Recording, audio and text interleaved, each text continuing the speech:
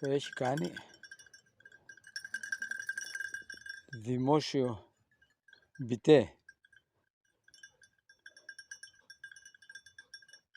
Πλύνε βάλε.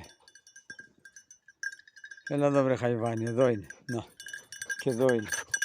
Έχουν τρελαθεί να ψάχνουν τα σκυλιά σήμερα, πολύ νερό, πολύ βροχή και γίνεται χαμός.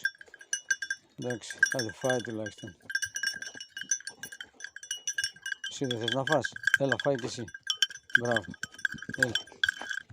Άντε, μπράβο, εντάξει. Καλή όρεξη. Εντάξει. Άντε, πάρτε την.